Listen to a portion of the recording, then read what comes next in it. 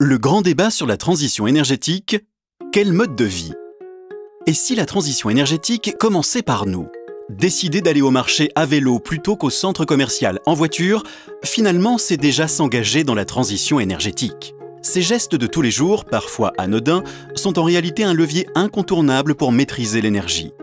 Choisir une alimentation de proximité, des déplacements doux ou du covoiturage, donner une deuxième vie à nos objets ou encore rénover nos résidences pour lutter contre les déperditions de chaleur, c'est repenser nos modes de vie, réduire nos factures et économiser de l'énergie. Depuis 2011, la plateforme numérique Coach CoPro informe les copropriétaires sur les aides existantes en matière de rénovation énergétique. Près de 130 copropriétaires ont été sensibilisés à la question, soit 8000 logements de la métropole concernée. C'est bien, sauf qu'aujourd'hui, les Français consomment toujours un peu plus chaque année. 700 kg de produits du quotidien par habitant sont achetés chaque année, mais aussi des appareils électroniques et électriques. Et malheureusement, une fois en panne, seulement 44% sont réparés. Comment mieux faire? En prêtant déjà attention à nos modes de vie. L'expérience des familles à énergie positive montre que si on s'intéresse à la consommation d'énergie, celle-ci baisse et la facture aussi. Alors quand on sait que l'habitat représente environ 50% de la consommation d'énergie en France, ça donne envie. Dans les familles engagées dans la transition énergétique, il y a aussi les zéro déchets. Et question déchets, il y a du boulot, surtout avec 345 millions de tonnes de déchets produits chaque année en France, transportés, puis incinérés ou enfouis sans être valorisés.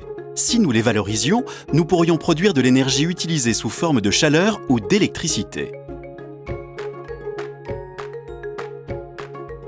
En 1960, un Français parcourait en moyenne 5 km par jour. Aujourd'hui, cette distance avoisine les 45 km. Même si les déplacements doux comme la marche à pied, le vélo ou encore les transports en commun ont la cote, les mobilités de demain sont à inventer. Aménager la ville en proximité des habitants, plutôt à l'échelle de l'îlot que du quartier? En finir avec le diesel pour le tout électrique? Partager davantage les biens et les services? Jusqu'à la fin du mois de mars, vous avez la parole. Quel levier en termes de consommation au quotidien, d'alimentation, d'habitat, de déplacement, de déchets, de santé, d'éducation? Comment inventer collectivement de nouveaux modes de vie plus sobres en énergie et soutenables pour et dans la métropole? Changer de mode de vie, c'est aussi changer de vie. Parce que la transition énergétique, c'est nous.